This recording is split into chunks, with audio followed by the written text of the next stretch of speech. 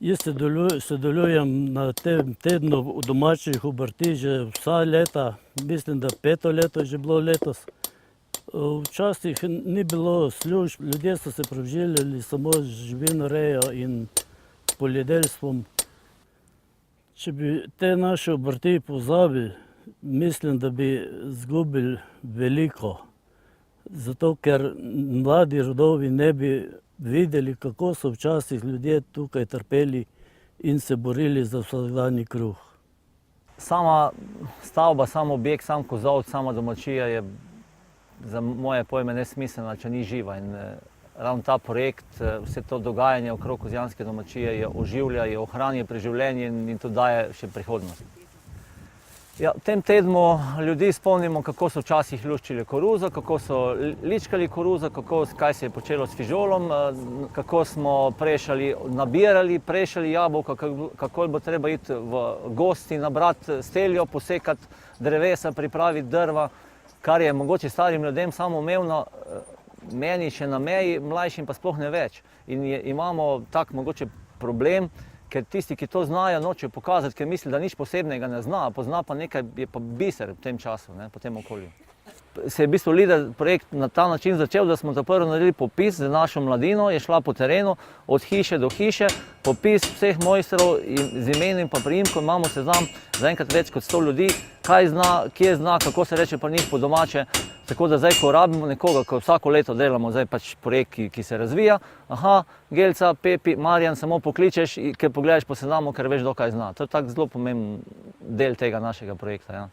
Preteklost je bila tista, ki je povezovala kozjanskega človeka in mu dala vso veljavo, tudi v naših LIDER projektih, kajti rekli smo, tradicija nas povezuje, iz tradicije rastemo, prisluhnimo tem starim znanjem in jih posodabljajmo. Ampak zanimivo, da so starejši ljudje pripovedovali, povedali svoje znanje naprej, recimo kovaštvo, mlinarstvo, obdelava lesa, slama, krovstvo, vse to. In mladi so bili raziskovalci tukaj v tem projektu, popisali so to domačo obrt in iz tega je potem se vse nadgrajevalo in se zlagalo v eno zelo dragoceno zloženko, bom rekla, tako kot diamanti v diamantni prstan. Moram povedati, da je to območje, kjer primanjkuje delovnih mest, mladi odhajajo in predvsem tu je bil tudi poudarek dan v ta del, da zadržimo mlade doma, da jim s posameznimi projekti predstavimo priložnosti, ki jih to območje nudi in nekako tudi zmotiviramo za registracijo dopolnilnih dejavnosti, za odpiranje podjetij, da postane samostojni podjetniki in da tudi ustvarjamo to, bi rekla, komercialno mrežo, ki pa je na koncu tisti pomemben vidik, ki se na koncu izkaže, ali bo nekdo ostal doma oziroma ali bo sploh preživel iz te dejavnosti, ki jo opravlja. V tem projektu LIDER je pa tudi to pomembna ta priložnost, da ravno jaz kot posameznik in pa naša manjša kmetija dobimo neko veljavo in da ostajajo mladi tukaj in da vidijo tukaj priložnosti. In to v prvi vrsti vidim sebe, da imam tukaj eno lepo delovno okolje, ki te navdihuje, da sodelujem z svojo skupnostjo, da privabljam sem mlade, otroke, mlajše, starejše, kdorkoli ima željo, da nekaj naredi, da nekaj proba. Pa tudi to, ker je nekako nekaj malo zemlje, da se ta ponudba razširi recimo z nekimi zelišči, da sam pridela zelišča tudi v smislu cvetličnih lončkov, že pridelano vzgojenimi domačimi sadikami. Slovensko podeželje je zadnjih 10-15 let prepoznano kot inovativno napram mestnim območjem, kajti prav na slovenskem podeželju, pa vzamemo vzhodno Slovenijo, osrednjo, zahodno, se rojevajo povsem nove vsebine v kontekstu zelenih delovnih mest. Tako da slovensko podeželje v resnici postaja en nov razvojni preboj in tudi preko programov LIDER je mnogo učnih okolij, učnih poti, razglednih točk, kmetij, razna stavbna dediščina bila obnovljena kot podpora temu razvoju. Nahajamo se na področju Ponikve v občini Šentjur. Naše področje je značilno kot kraško, celinski kras je tukaj doma In naš kraški svet je sigurno nam nekako bil istočnica, da lahko to naravo prikažemo tudi obiskovalcem. Gre za implementiranje starega na nov način v novo ovoj. Samo prikazovanje starih zadev verjetno ni ljudem toliko interesantno. Je iz nekega zgodovinskega vira. Nam je bilo bolj bistveno, da to nadgradimo v neko novo obliko, v neko novo pojmovanje, kar imenujemo tradicija, kar imenujemo lepota, kar imenujemo narava. Slovenija je v Evropi prepoznana kot država z največ območij imenovanih Natura 2000 in sicer kar 36,8% imamo takega območja in to Slovenijo uvršča v evropski vrh. In Slovenija to lahko in mora izkoristiti kot razvojno priložnost, ker so pa ta območja Natura 2000 na podeželskih območjih sovpadajo s prioritetami LEADER programa, ki podpira prav take vsebine, ki omogočajo ohranitev, razvoj, vzdrževanje in dodatne dejavnosti na teh območjih. Tako da lahko vidimo, da so LEADER programi ena velika podpora ohranjanju Nature 2000 v Sloveniji.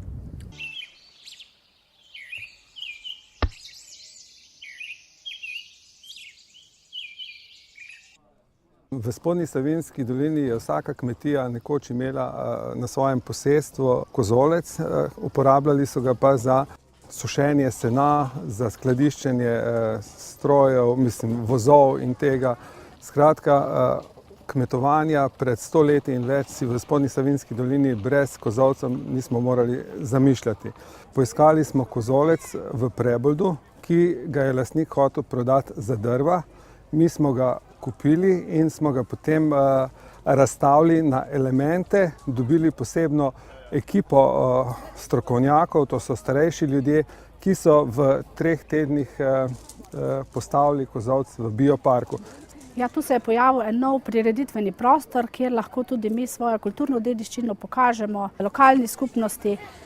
Otroci z veseljem pridejo, nastopajo, tudi ugotavljajo, kaj se je tam dogajalo včasih, kako so se ljudje imeli včasih pod kozolci, ker tega enostavno otroci zdaj v našem svetu ne vidijo več in ne doživljajo. V Spodnji Savinjski dolini bi lahko že našteli 10 kozolcev, ki so jih lastniki uspeli ohraniti, zaščititi pred propadanjem, ali pa so jih ta društva, tako kot mi, kupili in obvarovali pred propadom, in tu želimo predstaviti vse tisto, kar se je nekoč dogajalo pod kozolcem, v kozolcu, in to predstaviti mladim rodovom.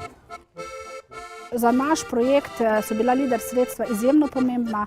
Naša folklorna skupina je bila na določenih nastopih kar zelo uspešna, ampak naša oblačila so bila pobrana iz vseh kotičkov in kotov, tudi sama sem nekaj šivala, ampak to ni bilo celostna podoba naše folklorne skupine. Potem sem nekako izvedela, da je to možno, tu mi je Razvojna agencija Savinja ogromno pomagala, mi pomagala pripravljati projekt. Srečala sem tudi veliko ljudi, ki so mi povedali, kje naj iščem, kaj naj iščem, da smo potem ugotovili, kako so v tistem času, ki ga mi zdaj predstavljamo, bili otroci oblečeni.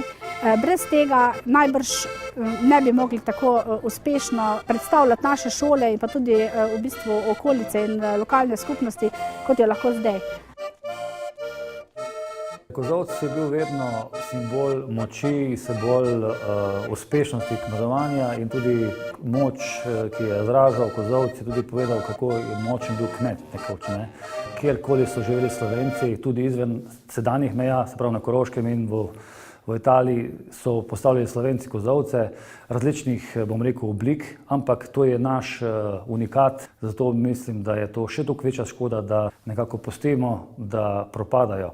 LEADER sredstva so za nas izredno pomembna, predvsem ker so namenjena tem manjšim, mehkim projektom, kar pomeni, da lahko več manjših investitorjev tudi nekaj ukrene. Se pravi, da na večjih pozicijah, na večjih točkah, na večjih krajih v naši dolini lahko nekaj ustvarimo. In konkretno tudi ta kozolec je bil popravljen in adaptiran s pomočjo teh sredstev. Imel je žalostno usodo pred sabo, namreč kmet, ki mi ga je prodal, je rekel, da ga bo podrl in razžagal do drva. No, ta kozolec smo potem razstavili, ga restaurirali in postavili na to mesto, kjer doživlja svojo, novo mladost. No in ta kozolec pridobiva na duši za svojo novo vsebino, v njem so muzejski eksponati. Lahko se pohvalimo, da ne samo eden, ampak da jih je več takšnih kozolcev na tem našem območju in vsi imajo neko svojo vsebino in tam se stalno nekaj dogaja. Tudi mi hmeljarji dajemo prispevek k oživljanju kozolcev v Spodnji Savinjski dolini. Predvsem v tem smislu, ker pod kozolcem so se tudi že od nekdaj dogajale glavne stvari, se pravi od malic, kosil in tudi druženje ob večerjih in pa nenazadnje tudi obiralci in obiralke so spali na kozolcih, ker enostavno drugih prostorov ni bilo. Lider program je za Savinjsko dolino pomemben program, saj tako ohranjamo življenje oziroma dodajamo vrednosti ljudem, ki na velikih projektih ne bi mogli kandidirati. Preko lider programa smo tudi konkretno hmeljarji vzpostavili hmeljarsko pot od hmeljišča do hmeljišča, od kozolca do kozolca, od hmeljarja do hmeljarja, ki ga podoživljamo skozi leto od meseca maja in do avgusta, ko hmelj raste. Želimo ta hmelj tudi spremljati, ker je to len ponos naše Savinjske doline. Lider sredstva so nam omogočila nabavo nove varilnice, ki je sodobna, taka po meri tudi sodobne pivovarske industrije in s tem nekako imamo tiste osnovne možnosti, da lahko izvajamo, vsaj kar se tiče hmeljarstva, te osnovne raziskave pivovarskih vrednosti novih križancev in pa tudi starih obstoječih sort. Pri hmelju ni samo pomembno, da ima, ne vem, čim boljše skladiščno obstojnost hmelj, ne vem, čim višjo vsebnost alfa kislin, ampak je pri samem hmelju izredno pomembna njegova pivovarska lastnost. In s tem, ko mi zvarimo z njega novega hmeljnega kultivarja pivo, ga zdegustiramo in mu na ta način določimo pivovarsko lastnost, ugotovimo pa, a je neko pivo primerno za uporabo za proizvodnjo piva ali ne. V našem primeru, na primer, smo lahko ta sredstva z nabavo te nove varilnice oplemenitili tudi na ta način, da smo dobili nekako orodje, ki nam bo omogočalo izobraževanje zainteresiranih, ki jih pivovarstvo zanima, ali tisti, ki imajo ideje, na primer, da bi uvedli pivovarstvo kot dopolnilno dejavnost na kmetijah.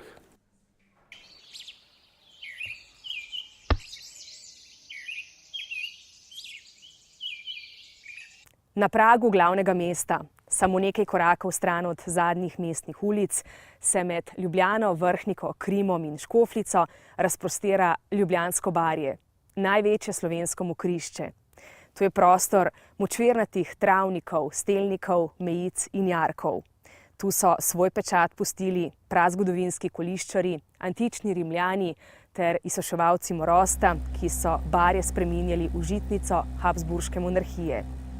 Danes pa si poglejmo, kako so na tem zgodovinsko pomembnem prostoru zaživele barjanske učne poti.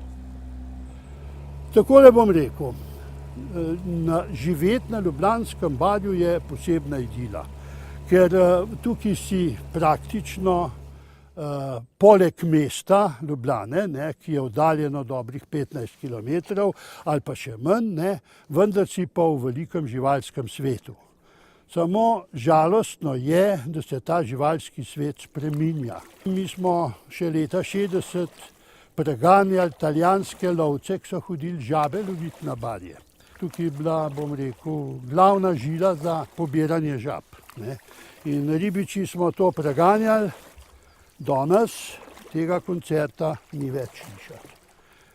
Zahvaljujoč industriji, zahvaljujoč kmetijstvu, in seveda vsem tem urbanim zadevam, ki so.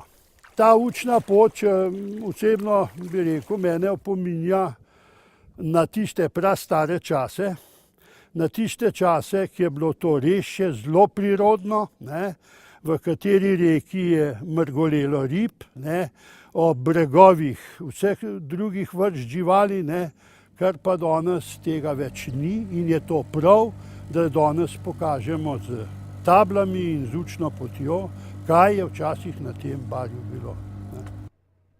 Za to tematsko učno pot je prišla pobuda že pred leti, ker so naši otroci v okviru pouka in podaljšanega bivanja hodili na daljše sprehode in so odkrivali točke, ki so se včasih uporabljale tekom zgodovine.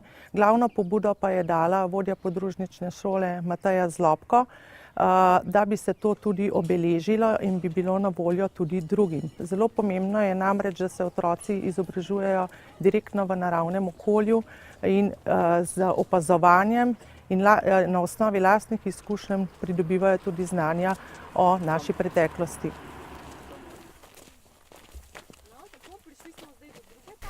Naučila sem se zgodbo o babjem zobu, se mi je zdela zelo zanimiva, pa prvič sem videla, kako so včasih prali, ker niso imeli pralnega stroja. Na Ljubljanskem barju so našli srebrnike, zaklade. Belke so zanimive zaradi tega tudi, ker so včasih tukaj živeli mostiščari pa Rimljani in te table v bistvu povejo, kako so ljudje živeli v starih časih v Belkah.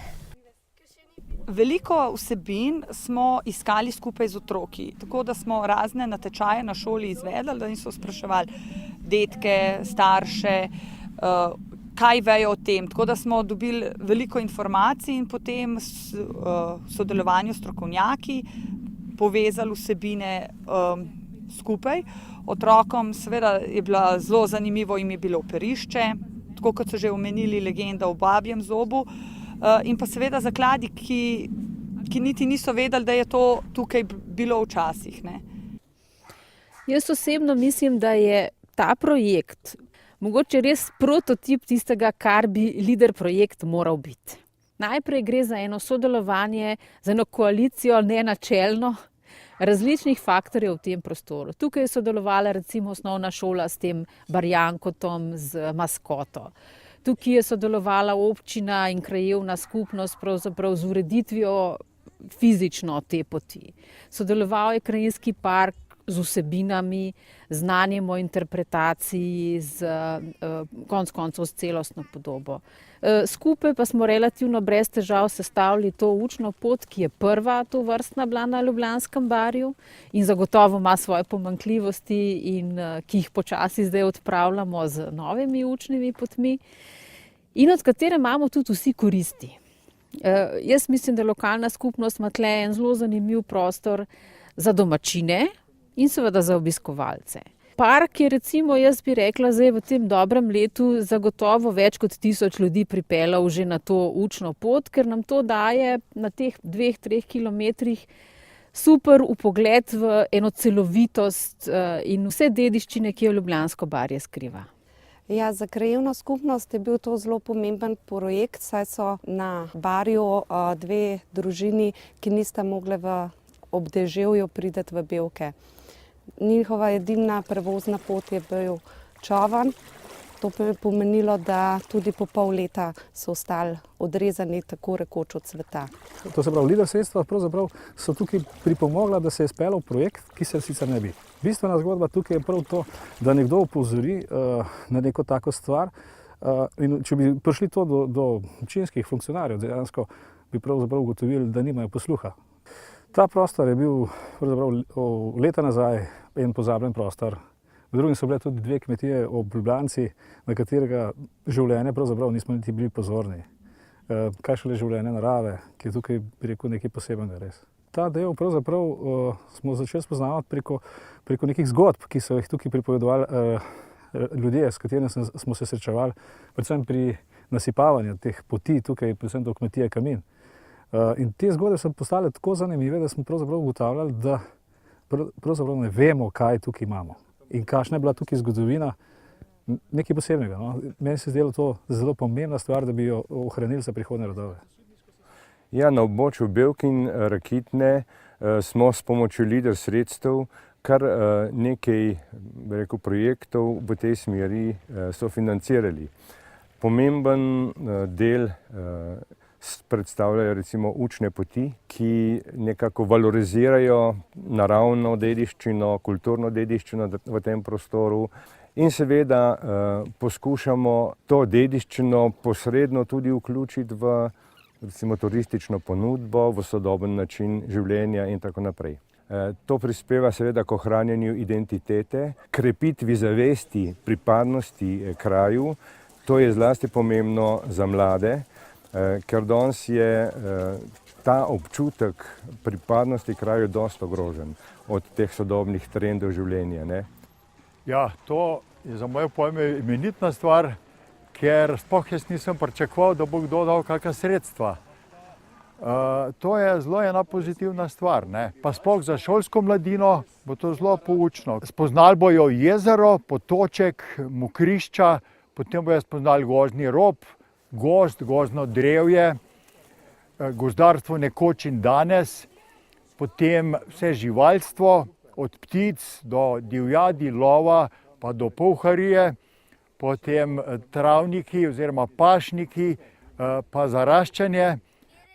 Ja, ideja za našo učno pot v osnovi izhaja iz tega. Rakitna je turističen kraj, prihaja veliko ljudi, obiskovalcev, ampak pravzaprav nimajo kaj posebnega za videti.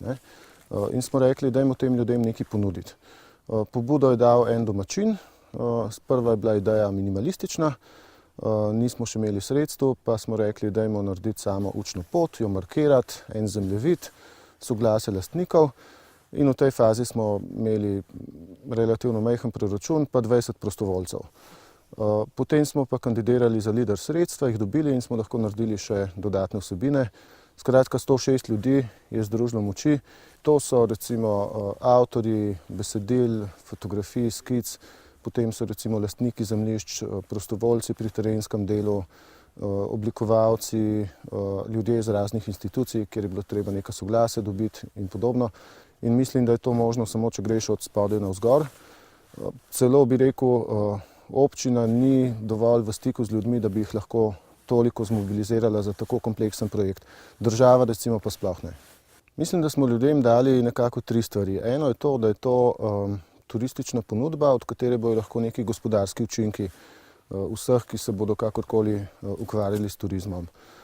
Druga stvar je ta, da smo ljudi povezali, aktivno so sodelovali zraven in to sigurno krepi vezi. Tretje je pa to, da smo v nekem smislu kraju tudi utrdili identiteto. Ljudem smo povedali, kdo smo, kje živimo, kako razumeti našo preteklost, kako razumeti naravo glede na pretekle procese. Tako da mislim, da je tudi za identiteto kraja to pomembno.